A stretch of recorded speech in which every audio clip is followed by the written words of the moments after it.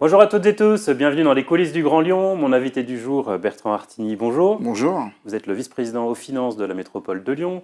Alors, on a reçu Bruno Bernard il y a quelques semaines ici, qui a tiré un peu la sonnette d'alarme sur le coût de l'énergie à la métropole, qui alertait l'État, en disant la métropole de Lyon va bien, mais pour beaucoup de collectivités, ce sera compliqué, il faudra compenser. Pour l'instant, rien n'est annoncé. Vous allez commencer à préparer le budget de la métropole la semaine prochaine. Est-ce qu'il s'annonce compliqué? Alors à ce jour, moi je n'ai pas d'alerte de la part de la direction des finances de la métropole. C'est vrai que concernant l'énergie, on a des chiffres qui sont alarmants puisqu'on double la facture. Alors sur l'achat public, enfin là, directement lié à la On passe de métropole, 25 millions à 50 millions? 55,8 a priori, c'est les chiffres que j'ai en tête, c'est ça. Donc en gros c'est 115, 118, 120%. Et sur l'ensemble des dépenses de consommation d'énergie, c'est entre 90 et 100 millions, alors qu'aujourd'hui on est à 50 millions. Donc ça pose effectivement un vrai problème de savoir comment on va pouvoir absorber cette surcharge. Alors à ce jour, comme vous l'avez dit, moi je n'ai pas d'alerte de la part de la direction des finances, comme peuvent l'avoir d'autres collectivités sur l'équilibre de leur budget de fonctionnement. Aujourd'hui, effectivement, on va avoir une dépense importante. Comment on va y faire face? Comment on va la financer? C'est vrai que la métropole de Lyon n'est pas toute seule dans ce genre de situation. Il y a beaucoup de collectivités qui sont aussi concernées, enfin l'ensemble des collectivités de façon de France sont concernées, et avec des associations comme France Urbaine ou l'ADF ou l'Association des maires de France, on participe à faire en sorte que la loi de finances 2023, ou en tout cas que le gouvernement et l'État puissent mettre un bouclier énergétique de façon à ce que ça ne pèse pas trop sur les dépenses La des ville de collectivités. Lyon, Grégory Doucet, a envisagé des hausses d'impôts. Qu'en est-il à la Non, pas du tout métropole? la métropole. Non, non, non, c'est pas envisagé. Aujourd'hui, ce qu'on souhaite, c'est d'abord travailler sur le court terme, d'ailleurs de voir où on va pouvoir faire des économies de chauffage. Hein, je la fais simple. Bon, ce sera quand même à la marge. L'ordre de grandeur, c'est entre 5 et 10% en fonction de l'énergie, si c'est du gaz, de l'électricité ou des carburants. Donc c'est entre 5 et 10% de la facture énergétique. Vous avez baissé la température dans les classes de collège? Non, pas du tout. Ça, je crains que ça se fasse pas du tout. Ça, non, non. Non, par contre, dans les locaux administratifs, la question de l'éclairage, la question des convecteurs, il y a tout un tas de dépenses qu'on peut organiser sur le court terme. Et puis après, il y a des dépenses structurelles qui vont se faire sur le moyen terme et sur le long terme pour les maîtriser l'énergie de manière générale. Enfin, c'est un discours que les écologistes en global et Europe Écologie Les Verts en particulier, et notamment à la métropole, mais aussi à la ville, et puis dans d'autres villes qui sont gérées par des écologistes, on est déjà dans cette dynamique de sobriété.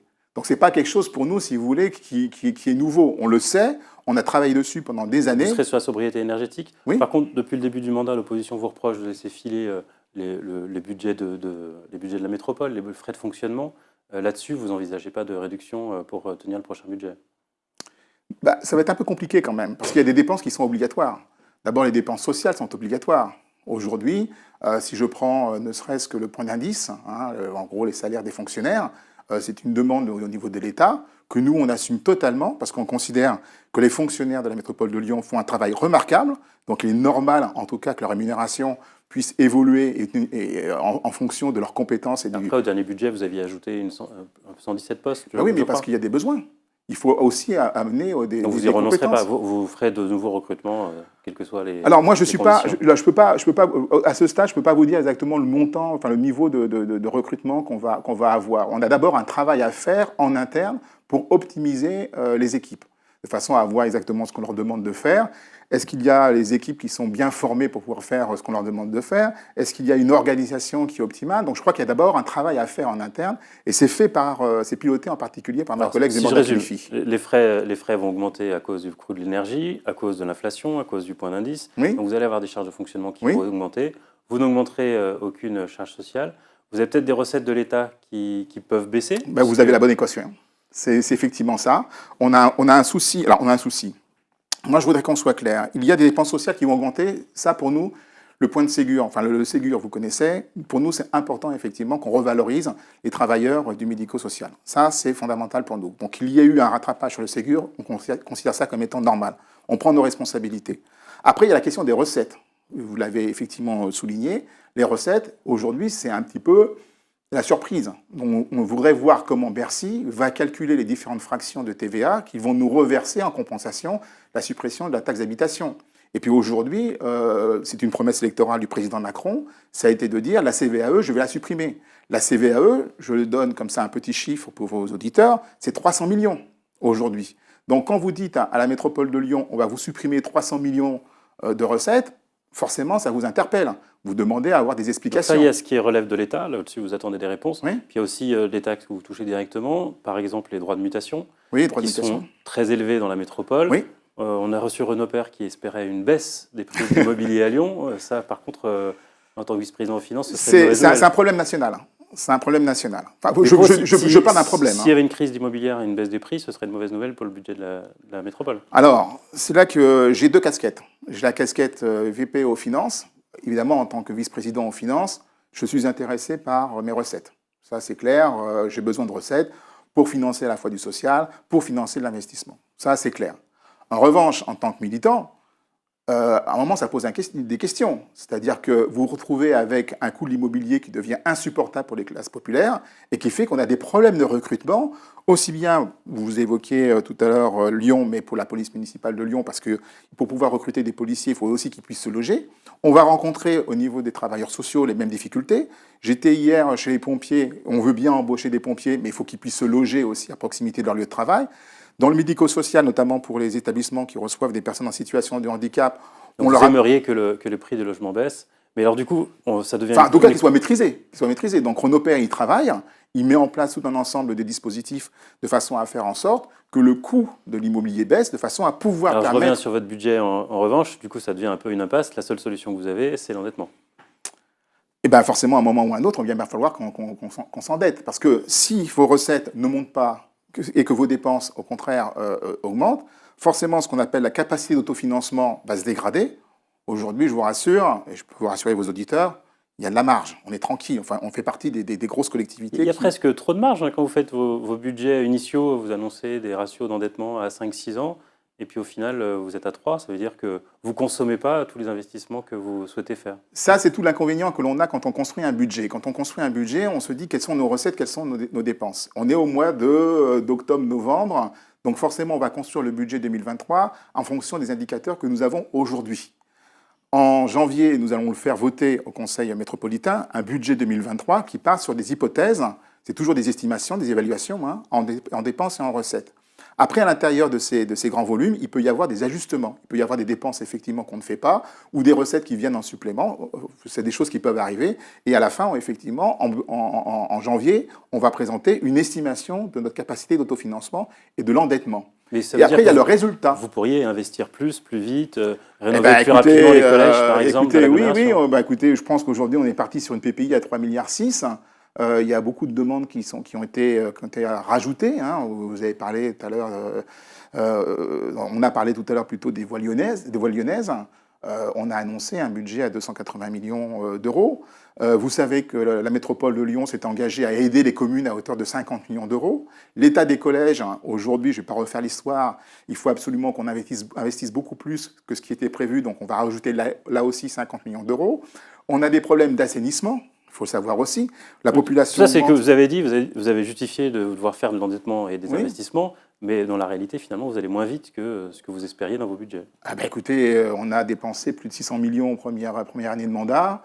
Là, on a fait voter une décision modificative à 730 millions. Reprenez les chiffres, effectivement, des années passées. Je pense qu'on a un volume d'investissement qui est quand même assez important par rapport à ce qui se faisait. Mais je vais quand même aller dans votre sens. La difficulté que l'on va avoir, et ça revient aussi à la question des ressources humaines, c'est comment on met en œuvre tout ça. Parce que c'est bien beau, effectivement, d'avoir un budget. Après, la question qui va se poser, c'est qui le fait ? Parce qu'il faut quand même avoir des hommes et des femmes qui travaillent sur les projets. Donc on a ce besoin en recrutement, c'est qu'on avait annoncé en tout début de mandat. Donc c'est pour ça qu'on a créé des nouveaux postes, de façon à pouvoir mettre en place nos politiques publiques et mener nos investissements. Aujourd'hui, il y a un travail remarquable qui est fait par ma collègue Zemborda Kilifi avec les services de la métropole, de façon à voir comment on peut optimiser et donner du sens à tout ça, une cohérence d'ensemble au niveau de la métropole, pour que les salariés s'y retrouvent, enfin, soient embarqués dans cette aventure, mais aussi qu'individuellement, ils s'y retrouvent et que ça donne du sens à leur métier. Donc c'est un travail remarquable qui est en train d'être fait. S'il y a besoin d'aménager des postes, ça se fera. avec Zemmour Khelifi. S'il y a besoin de recruter d'autres personnes, on verra en fonction des besoins comment on peut les ajuster de manière à mettre en place nos politiques. Pour finir sur le budget, l'autre reproche qui vous était fait par l'opposition, c'était de présenter un budget, d'être dans une logique de décroissance, de ne pas assez investir sur le développement économique de l'agglomération. Ouais. D'ailleurs, Bruno Bernard, ici, assume de dire qu'il faut pas toujours 15 000 nouveaux habitants supplémentaires chaque année. Il faut que les autres villes de la région se développent. Pareil, pour faire un budget, ça complique la donne si on ne mise pas sur le développement de l'agglomération. Je ne sais pas exactement. Moi, je vais pas passer mon temps à commenter les commentaires de l'opposition. Ils sont dans leur rôle, ils font leur travail, c'est très bien. Moi, je sais qu'au niveau de l'équipe qu'il y a aujourd'hui au niveau de la métropole... Il n'y a pas besoin d'investir plus dans le développement économique de l'agglomération. Mais on investit, on le fait. Le travail qui est fait par Emeline Baume sur le fonds d'amorçage industriel est justement là pour pouvoir redonner un nouveau sens, en tout cas une nouvelle dynamique au niveau industriel. Et on ne le fait pas tout seul, on le fait aussi avec la collectivité de Saint-Étienne. Donc on a aussi un travail qui se fait par Jérémy Camus sur l'agriculture. Donc on développe également, je dirais, des filières agroalimentaires au niveau de la ville, au niveau de l'agglomération. Renault Père, le BTP avec Béatrice Vessillier, et je pourrais en citer encore d'autres si ma mémoire revient assez rapidement, mais on aura effectivement un certain nombre d'actions qui se font sur le développement économique de la métropole. Mais on le fait dans un sens de la transition écologique et du bien-être des habitants. On ne fait pas de la croissance pour avoir de la croissance ou pour construire des tours, pour se faire plaisir de construire des tours. Amener des personnes, c'est bien, mais après il faut les accueillir, il faut des écoles, il faut des collèges, il faut des équipements sportifs, il faut l'assainissement. Je veux dire, et la métropole de Lyon ne peut pas être dans un univers fermé. Elle doit travailler avec différentes collectivités. Et Bruno Bernard, si vous lisez ou si vous écoutez ses différentes déclarations, notamment lors du dernier conseil métropolitain, il a expliqué toutes les collaborations qu'il y avait aussi avec d'autres communes et d'autres agglomérations, en tout cas au bord de la métropole. Et alors, juste pour finir, pour votre autre casquette, vous avez pris la casquette adjoint au sport et au handicap dans le 5e arrondissement. Vous êtes un des seuls cumulards, d'ailleurs, parmi les élus écologistes. Vous allez regarder la prochaine Coupe du Monde au Qatar? Vous assumez de pas la regarder? La bonne question. Bon, c'est piège, là, votre question. Non, d'abord, je pense qu'il y a d'autres sports que le football, déjà pour commencer. Et en tant qu'adjoint dans le 5e arrondissement, ma vocation, c'est pas, de rajouter du football au football. Déjà, c'est de permettre aux habitants du 5e arrondissement, et puis après, si ça peut se démultiplier ailleurs, d'avoir accès à d'autres sports. Je pense au rugby en particulier, mais je pourrais penser au volleyball, au basket, au hand, pour les sports collectifs. Je peux penser au judo, je peux penser à la gym, au yoga. On n'est pas obligé d'avoir des médailles quand on fait du sport. Je peux penser aussi aux personnes en situation de handicap qui ont droit d'avoir une activité sportive, etc. Donc je pense que le sport ne se résume pas au football. Déjà, pour vous voulez commencer. Développer d'autres choses. Mais après, pour revenir au Qatar, pour revenir à la question du Qatar. Il n'y a pas une Qatar. hypocrisie d'avoir regardé la Coupe du Monde en Russie, les Jeux Olympiques en Chine, et de refuser de D'abord, regarder la à Coupe titre du Monde personnel, je suis plutôt un fan, si vous voulez, de l'OL féminin. Je préfère voir des femmes jouer parce que je trouve qu'elles ont un bon esprit de jeu, du sport. Moi, je retrouve des valeurs sportives quand je regarde l'OL féminin en particulier. Je suis plutôt un fan de l'OL féminin. Mais j'avoue que le football, parfois, dans ses excès, m'agace un peu. Alors, pour revenir au Qatar, bien entendu, il y a un problème de fond, mais qui date pas d'aujourd'hui. Quand j'entends certains critiques dire vous vous réveillez tardivement, soit des politiques dans vos journaux, ou bien certains artistes. Je vous laisse conclure. Bon, moi je trouve qu'effectivement, il y a un problème de fond, mais qui a été soulevé depuis le début de cette histoire de Coupe du Monde. Aujourd'hui, donc vous ne regarderez pas? Je ne regarderai probablement pas toutes les équipes, je regarderai peut-être chez moi, je ne sais pas encore ce que je vais faire. Je ne vais pas vous faire une déclaration en disant que je mettrai sur Colombo. J'aime bien le football si vous voulez, quand il y a du beau jeu. J'aime pas tout ce qu'il y a un peu autour du football. Je pense qu'il y a un besoin de réfléchir comment collectivement on doit concevoir le football d'une manière générale. Le Qatar, mais il y a d'autres choses qui sont problématiques aujourd'hui au niveau de la Fédération française de football. Enfin, je pense on vous invitera pour parler uniquement de sport. Voilà. Bertrand Artini, je vous remercie. Merci beaucoup. Et moi je vous dis à demain pour une nouvelle émission des coulisses du Grand Lyon.